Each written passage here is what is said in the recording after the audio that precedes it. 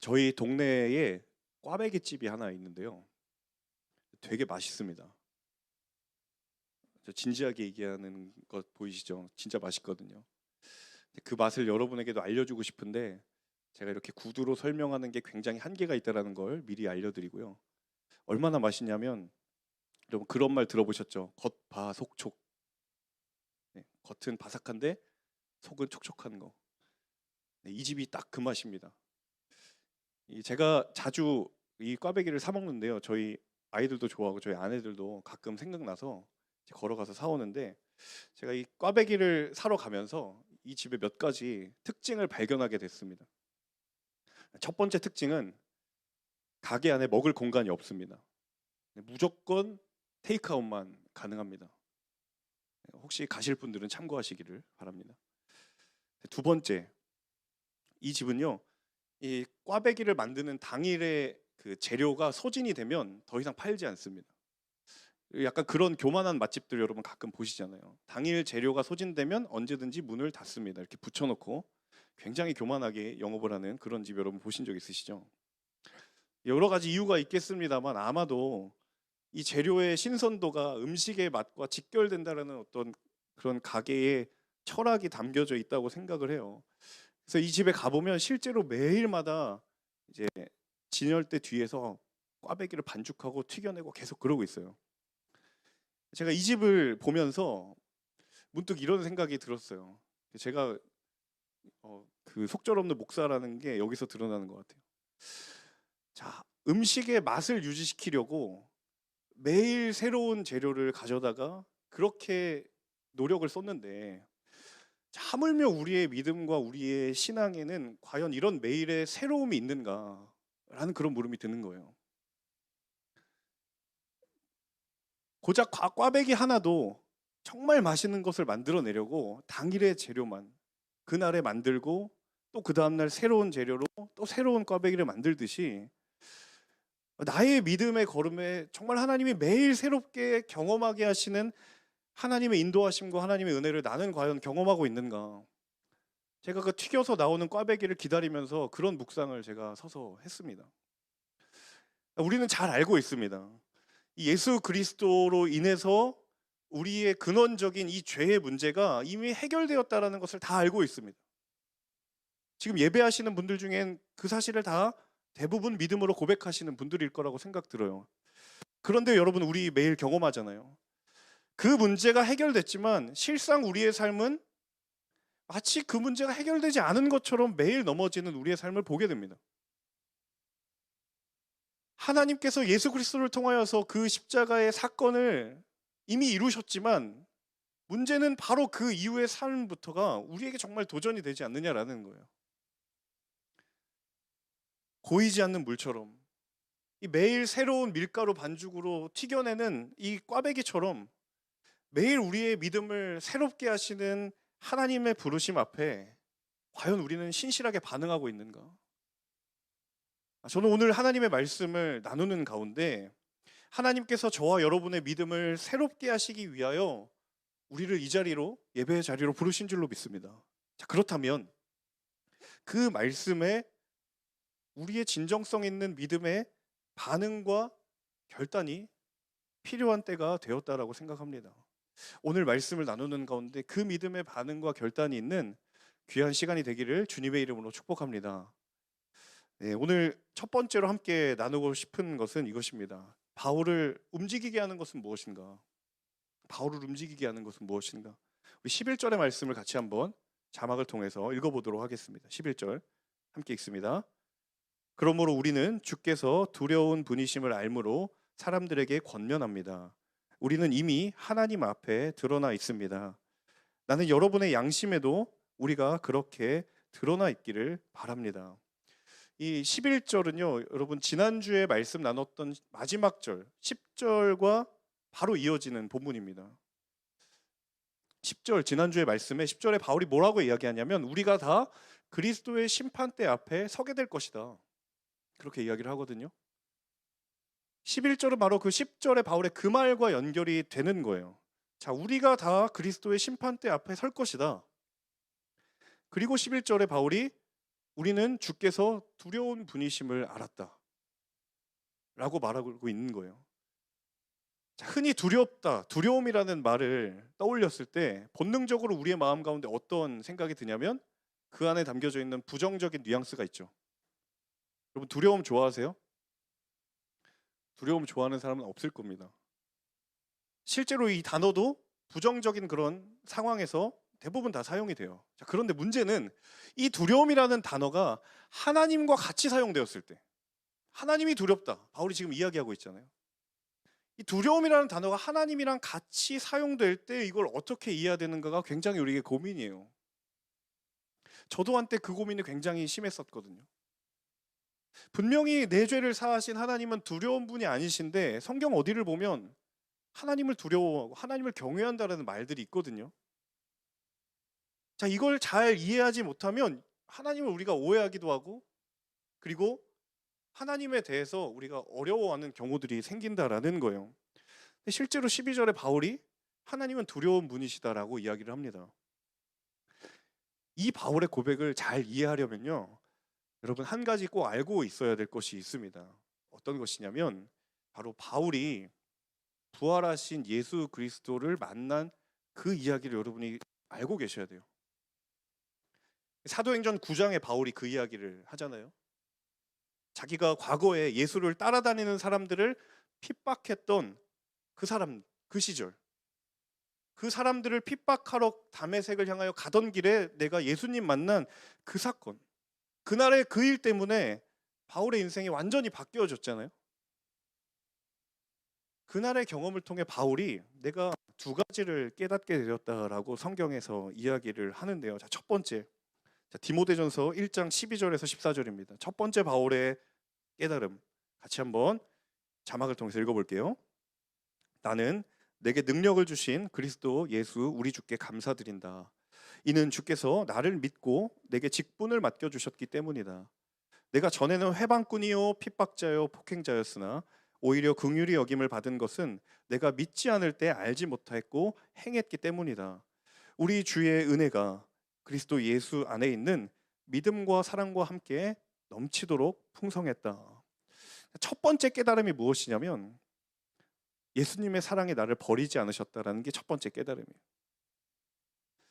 저는 바울의 입장에서 이런 생각할 수도 있을 것 같다라는 생각이 들어요. 자, 내가 돌아보니 그때 그 일을 내가 지금 와서 생각해 보니 내가 정말 어쩌려고 그 일을 했나 라는 생각 바울의 인간적으로 할 수 있을 것 같아요. 심지어 하나님께서 그때 그 일을 끄집어내서 바울을 책망하셔도 바울 입장에서는 할 말이 없어요. 너 그때 왜 그랬냐? 정말 내가 용서는 해줬지만 지금 와서 하는 얘기인데 굉장히 그때 서운했다 라고 해도 할 말 없다라는 거죠. 나를 책망하시고 나를 내치셔도 나는 아무런 할 말이 없는데 그럼에도 불구하고 하나님이 나를 품으셨고 심지어는 새로운 사명을 주셨고, 그날의 그 경험이 주님의 사랑이 나를 버리지 않으셨구나, 이 첫 번째를 깨닫게 된 거예요.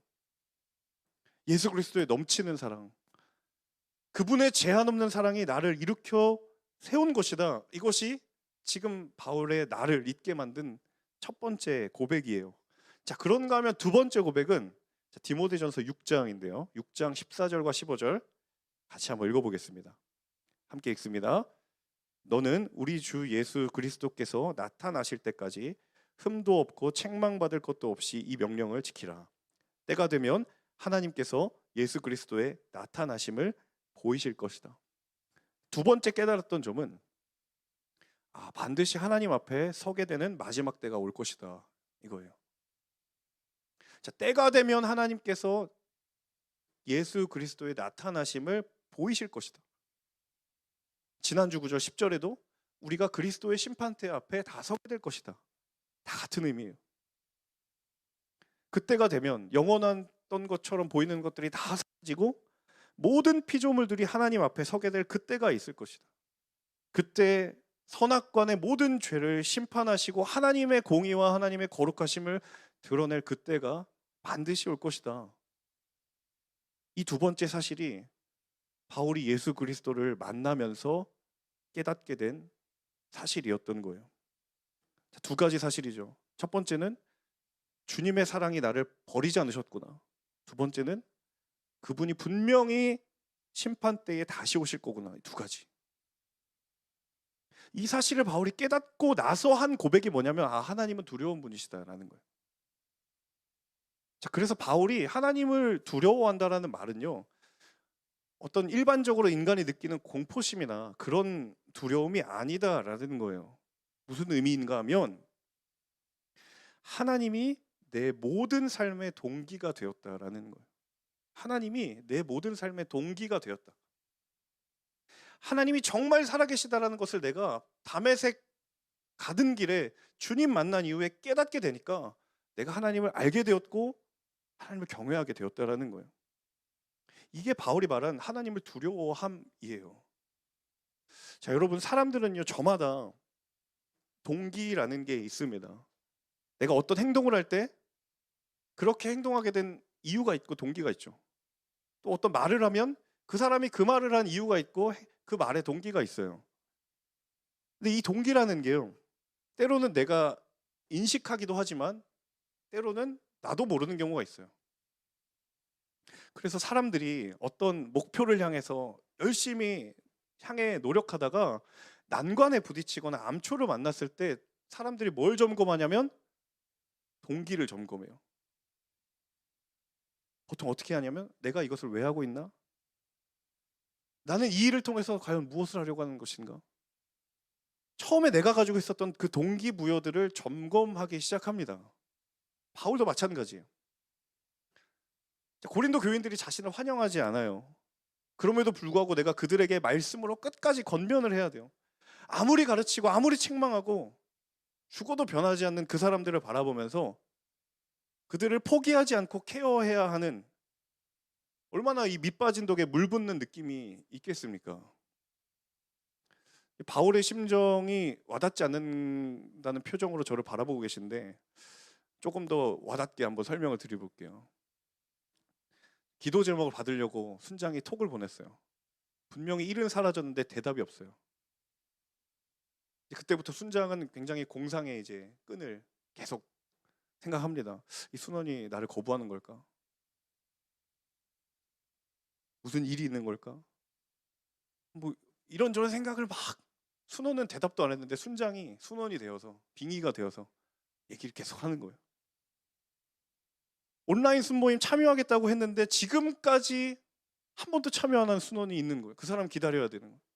이상하다. 분명히 자기가 스스로 신청했을 텐데.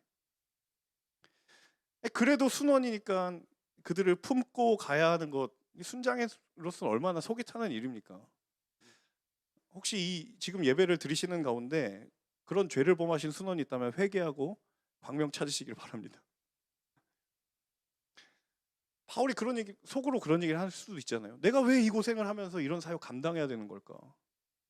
내가 무슨 영광을 보겠다고 이런 억울함을 감당하면서까지 고린도 교인을 사랑해야 되고 그 대적자들을 대해야 되는 건가?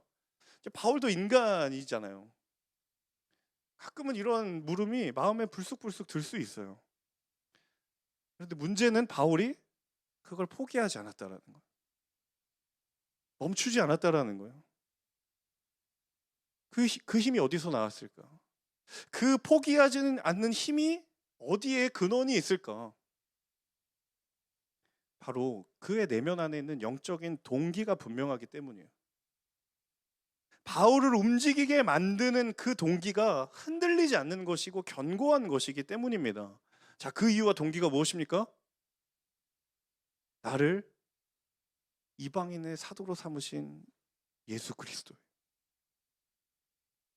나를 포기하지 않으신 주님 때문에 내가 이 교회를 품는 것이고, 나에게 새 생명 주셔서 이방인의 사도로 나를 부르신 그 하나님 때문에 분명히 마지막 때에 나의 이 억울함과 연약함과 그 모든 것들을 품으시고 나를 칭찬하시고 잘했다, 충성된 종이라 여기실, 내게 의의 면류관을 쓰게 하실 그분이 있기 때문에 흔들리지 않는 거예요. 저는 저와 여러분에게 이렇게 도전하기를 원합니다. 여러분의 삶의 영적인 동기는 무엇입니까? 스스로에게 한번 질문을 던져보세요. 나를 움직이어 가고 있는 것은 무엇입니까? 여러분의 시간을 사용하게 만드는 그 동기가 되는 것은 무엇입니까? 여러분의 마음을 쓰게 만드는 그 동기는 과연 무엇입니까? 그 이유와 동기들이 하나님과 관계가 있는 것입니까? 여러분, 주님이 내 삶의 동기가 되기를 예수님의 이름으로 축복합니다.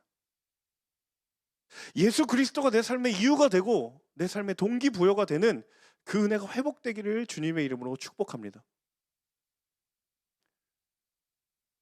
두 번째, 바울은 자신을 무엇으로 소개하고 있는가입니다. 자, 이어지는 14절과 15절 함께 읽어보도록 하겠습니다. 14절과 15절 함께 읽습니다. 그리스도의 사랑이 우리를 강권하십니다. 우리가 확신하건대 한 사람이 모든 사람을 대신해 죽었으니 그분이 모든 사람을 대신해 죽으신 것은 산 사람들로 더 이상 자신을 위해 살지 않고 자신을 대신해 죽었다가 살아나신 그분을 위해 살게 하시려는 것입니다. 14절과 15절이요. 신학적으로 대단히 중요한 구절입니다. 이 두 구절 안에 바울이 전했던 복음의 정수가 담겨 있어요. 예수 그리스도의 죽음의 의미가 담겨 있고 그분의 부활하심을 통해 우리에게 주신 복음의 의미가 담겨 있어요. 자, 그런데 바울이 도대체 왜 이 이야기를 꺼냈는가라는 생각을 해보게 됩니다. 고린도 교회의 교인들이 이 14절, 15절의 내용을 모르지 않거든요. 주님이 왜 십자가를 지셨고 왜 죽으셔야 했고 왜 부활하셨는지 그 내용을 모르는 것이 아니에요. 굉장히 뜬금없는 타이밍에 그럼에도 불구하고 갑자기 사도 바울이 이 메시지를 꺼낸 건 분명히 무언가 이유가 있었기 때문이에요. 이 시점에서 바울이 이 이야기를 꺼낼 수밖에 없던 이유가 있었다라는 것입니다. 그 이유는 나를 설명하려면 복음에 대한 설명 없이는 불가능하다라는 거예요. 바울이 나를 설명하기 위해서 복음을 설명하지 않고서는 나를 설명하는 건 불가능하다라는 걸 바울이 알고 있었던 거예요. 자, 지금 바울이 자신을 변호해야 되는 상황이거든요. 사도의 자격, 자신을 대적하는 사람들, 이 고린도 교회를 향해서 나를 설명해 줘야 합니다. 그런데 그 자기 자신에 대한 소개에 있어서 빠질 수 없는 것이 무엇이냐면 예수 그리스도의 복음이에요. 그분의 복음, 그분의 이야기를 빼놓고 내가 누구인지를 너희들에게 설명한다? 불가능한 이야기라는 거예요. 끊임없이 바울의 대적자들이 사도됨에 대한 정체성과 당신이 자격이 있느냐 끊임없이 그걸 밝혀달라고 요구를 받는 상황에서 바울이 지체하지 않고 꺼내든 카드는 무엇이냐면 예수 그리스도의 복음이 나를 말해준다. 나를 여기까지 오게 만들었던 것은 다름 아닌 복음이다. 한 사람이 모든 사람을 위해 죽으셨던 그 주님의 죽으심, 이제 더 이상 자신을 위해 살지 않고 예수를 위해 살라고 나를 부르는 그 주님의 부르심, 바울에게 복음은 내 인생이 여기까지 오게 만드는 가장 중요한 그리고 가장 유일한 사건이었기 때문입니다. 이걸 제외하고 내가 너희들에게 내가 누구인지를 설명한다라는 건 불가능하다라는 거예요. 여러분 스스로에게 한번 질문해 보세요. 여러분 자신에 대해서 여러분을 가장 잘 설명해 주는 것은 무엇입니까? 나의 믿음에 대해 말해 주는 것은 무엇입니까? 여러분 누군가에게 나를 소개할 때 여러분은 무엇이 여러분을 설명하고 있습니까? 여러분의 믿음에 대해, 여러분의 신앙에 대해 말해주고 있는 것은 무엇입니까? 많은 크리스천들이 자신의 믿음과 신앙을 복음이 아닌 다른 것으로 설명하면서 살아가요. 교회를 얼마나 다녔는가? 신앙의 연수로 내 믿음을 설명할 수 있다라고 생각합니다. 우리 집이 교회 다니는 집이어서 우리 부모님이 오래전부터 신앙생활했고 우리는 몇 대째 교회 다니는 집이기 때문에 그것이 나를 설명해 줄 수 있다라고 생각을 해요. 공동체 안에서 내가 리더십을 했다라는 사실이 내 믿음을 증명해 준다. 그것이 전부다라고 생각하기도 해요. 심지어는 저 같은 경우에는 제가 목사라는 직분이 제 믿음을 설명해 줄 수 있다라고 생각할 때가 얼마나 많은지 모르겠어요. 사랑하는 여러분, 과연 여러분 그리고 저에게 예수 그리스도의 복음이 여러분의 믿음을 설명해 주고 있습니까? 바울이 고백했던 것처럼 주의 십자가가 여러분의 삶을 설명해 주고 있냐라는 거예요. 여러분, 이것이 가능하기 위해서는 그 복음이 우리의 삶을 이끌어가는 경험이 반드시 필요합니다. 예수 그리스도가 우리의 삶의 가치와 방향이 되는 경험이 있어야 그분이 나를 설명해 줄 수 있는 거예요. 여러분, 무엇보다 그 어떤 것보다 복음이 내 삶을 말하도록 힘쓰시는 믿음의 걸음들 되실 수 있기를 축복합니다. 내가 누구인지를 설명하려고 할 때 바울처럼 내가 그분을 빼놓고 나를 설명하는 건 불가능한 이야기다라고 말할 수 있는, 저 여러분 모두에게 그러한 믿음의 고백이 삶의 매일의 삶 가운데 충만하게 흘러넘칠 수 있기를 주님의 이름으로 간절히 소망해요. 자, 마지막 세 번째는요, 바울이 선택한 위기의 극복의 방법은 무엇인가라는 것입니다. 우리 18절과 19절 함께 읽어보도록 하겠습니다. 18절과 19절입니다. 모든 것은 하나님께로부터 왔습니다. 하나님은 그리스도를 통해서 우리를 그분과 화목하게 하시고 또한 우리에게 화목하게 하는 직분을 맡겨주셨습니다. 곧 하나님께서는 사람들의 죄를 그들에게 돌리지 않으시고 세상을 그리스도 안에서 그분과 화목하게 하셨으며 또한 우리에게 화목하게 하는 말씀을 맡겨주신 것입니다. 이제 바울이 자기 자신에게 맡겨주신 이 화목하게 하는 직분을 설명하는 대목인데요. 이 두 구절 읽으면서 여러분 눈썰미가 있으신 분은 아시겠지만 한 단어가 반복되고 있죠. 무슨 단어죠? 여러분, 영상 예배 아닙니다 지금. 네, 무슨 단어죠? 화목입니다. 화목. 이 바울이 이야기는 화목이라는 단어예요.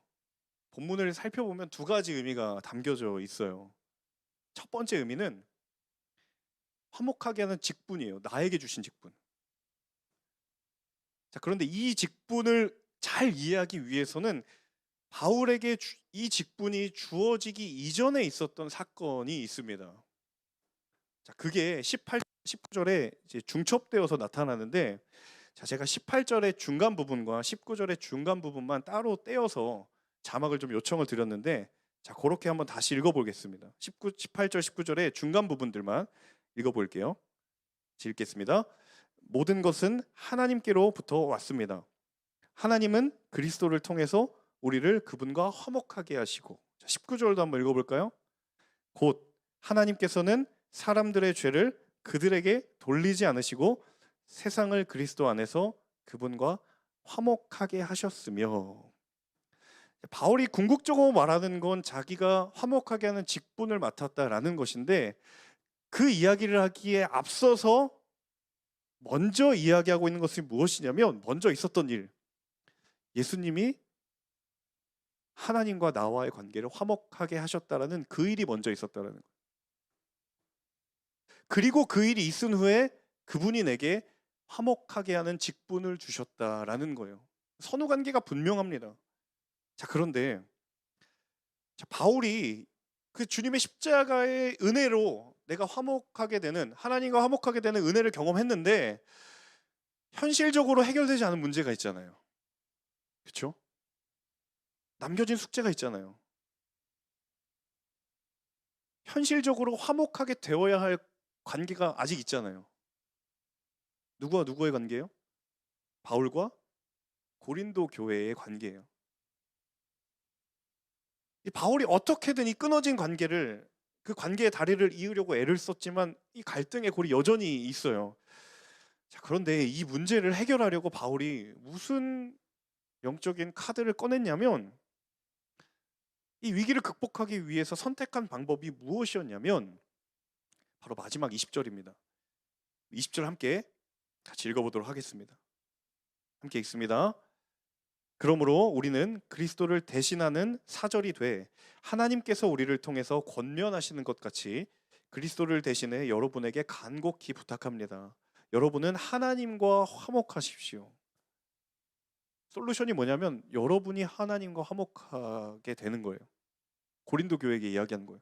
여러분은 하나님과 화목하십시오. 조금 여러분 논리적으로 맞지 않다라는 생각 안 드세요? 지금 깨어진 관계는 바울과 고린도 교인들의 관계예요. 그런데 느닷없이 바울은 하나님과 여러분이 화목하라고 이야기를 해요. 만약에 바울이 고린도 교회를 향하여서 여러분 나와 화목합시다 라고 말하면 굉장히 타당한 말이잖아요. 깨어진 관계는 교회와 사도 바울인데 화목하라고 이야기하는 건 하나님과 화목하라고 이야기하는 거예요.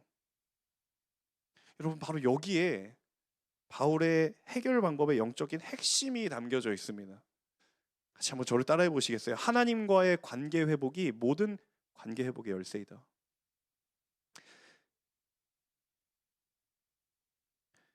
바울이 말하고 싶었던 건 하나님과 고린도 교회가 관계를 회복하는 것이 사도 바울과 교회의 꼬인 관계를 푸는 결정적인 열쇠가 된다라는 사실을 말해주고 싶었던 거예요. 여러분 관계라고 하는 것 자체가 눈에 보이지 않잖아요. 자, 그런데 보이진 않지만 우리는 다 관계가 있다라고 생각합니다. 보이진 않는데 있어요.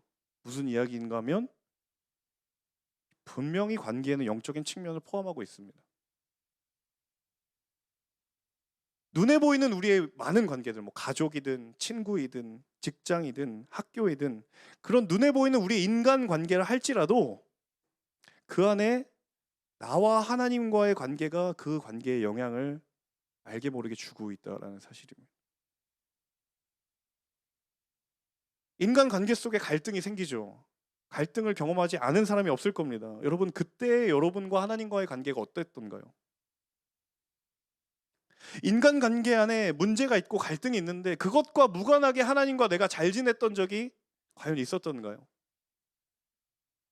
반대로 하나님과 나와의 관계가 소원한데 사람과의 관계가 갈등이 없고 부딪힘이 없고 아주 좋았던 때가 과연 얼마나 있었던가요? 저는 이게 100%다 연결이 된다라는 말을 드리는 것이 아닙니다. 그렇지만 굉장히 많은 부분에 있어서 우리와 하나님과의 관계가 이 세상에 내가 관계 맺는 사람들과의 관계에 굉장히 많은 영향들을 주고 받고 있다라는 거예요. 눈에 보이는 사람과의 관계가 하나님과의 관계가 굉장히 밀접해 있다라는 사실입니다. 바울이 이걸 잘 알고 있었어요. 그래서 고린도 교인들에게 너희들이 하나님과 화목하라라고 이야기한 거예요. 하나님한테 책임을 돌리는 것이 아니라 그들이 하나님과 화목하게 하는 것이 우리의 관계가 다시 화목하게 되는 중요한 열쇠가 된다라는 사실을 발견하게 된 것입니다.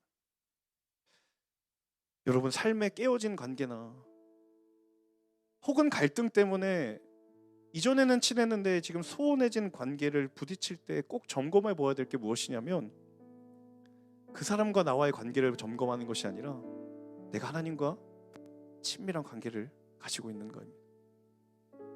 내가 하나님과 친밀한 관계를 유지하고 있는가? 왜냐하면 그 사람 사이의 갈등의 관계를 가져오므로 만드는 그 부정적인 요소들은요 하나님으로부터 주어지는 것이 아니기 때문이에요. 우리가 하나님과의 친밀한 교제 관계가 있으면 그분이 우리에게 주시는 선한 영향력들이 우리의 인생의 관계들 가운데 흘러가게 되어 있어요. 여기가 막혔다라는 건 이것 또한 원활치 않다라는 거예요. 여러분 하나님과의 화목하게 된 은혜의 순간들을 다시 회복해야 될 줄로 믿습니다.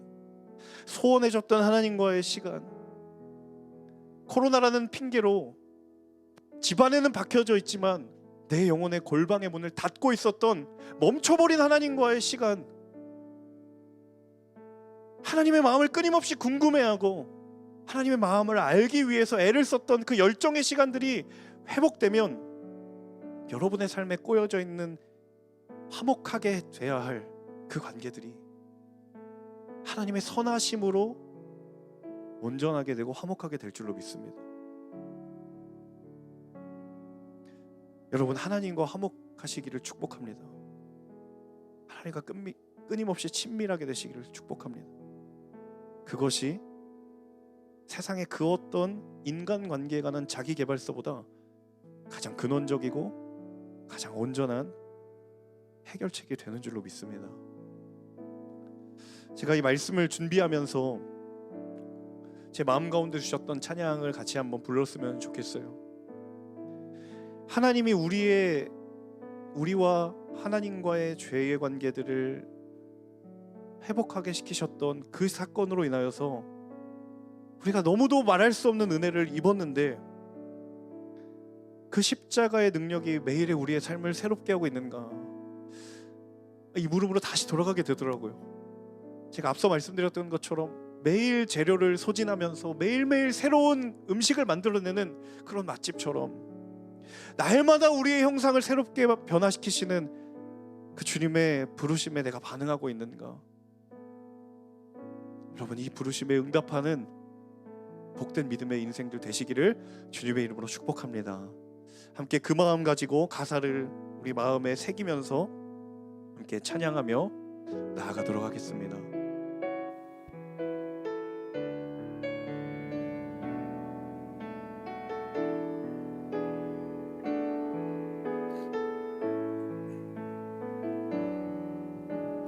우리 죄 위해 죽으신 주,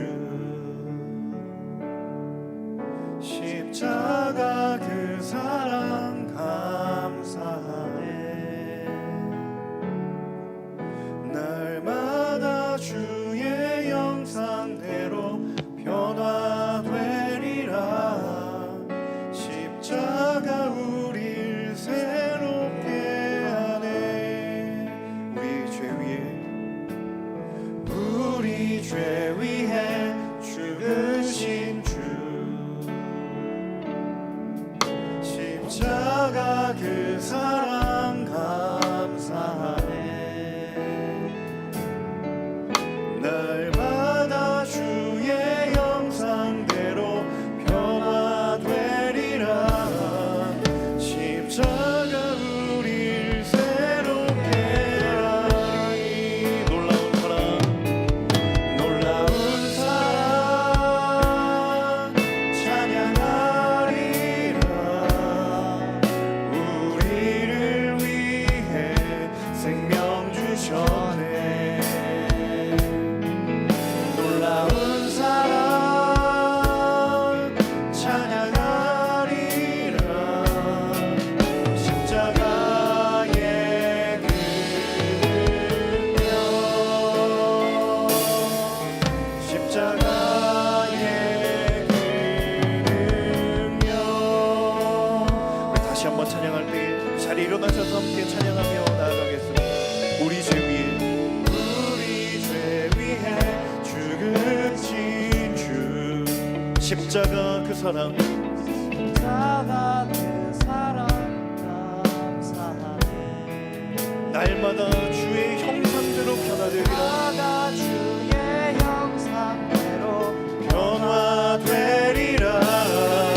십자가 우릴 새롭게. 놀라운 사랑을 찬양합니다. 놀라운 사랑 찬양하리라. 우리를 위해 생명 주셨네. 놀라운 사랑